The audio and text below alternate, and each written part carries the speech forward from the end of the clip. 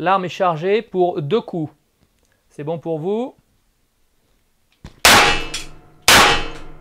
Donc là, elle est fonctionnelle, elle est en sécurité et elle va pouvoir partir en tournage avec moi pour demain.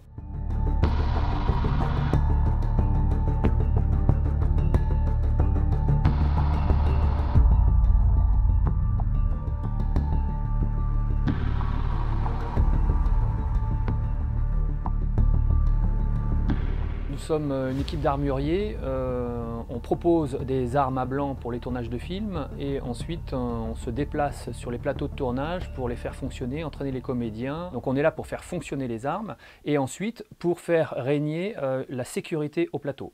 J'ai fait tirer Morgan Freeman, j'ai fait tirer Jason Statham ou Jet Li, qui sont de grands professionnels. Et il y a tout un protocole avant les tirs, que ce soit eux, américains ou même français, c'est-à-dire qu'on leur montre l'arme, on présente l'arme en leur montrant qu'elle est totalement safe, qu'elle est chargée ou qu'elle n'est pas chargée, de combien de cartouches ils disposent pour faire le plan.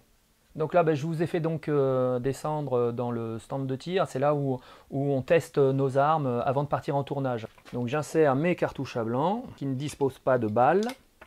Je vais donc en mettre 2. Voilà. Je mets mon casque à oreille. Voilà. Et des lunettes parce que nous sommes dans un espace confiné pour éviter les rebonds de douille. Donc je charge l'arme. L'arme est chargée pour 2 coups.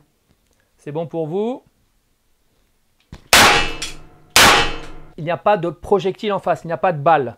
La seule chose qui se passe, c'est qu'il y a une douille qui s'éjecte sur la droite sur ce type de pistolet. Donc là, elle est fonctionnelle, elle est en sécurité et elle va pouvoir partir en tournage avec moi pour demain. Là, je vous ai pris donc un revolver, un Colt Frontier, l'arme qu'aurait utilisé le comédien Alec Baldwin sur Rust. Et donc, ici, on met un insert fixe qui permet le tir à blanc.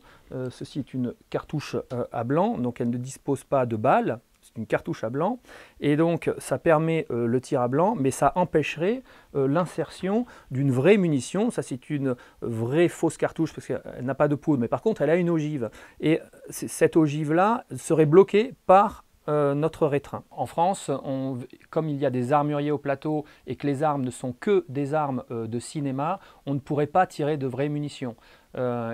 Si par exemple il y avait des résidus de projectiles, on serait là pour vérifier l'arme et voir si elle est fonctionnelle. Avant chaque plan, on vérifie l'arme. Demain, je pars en tournage.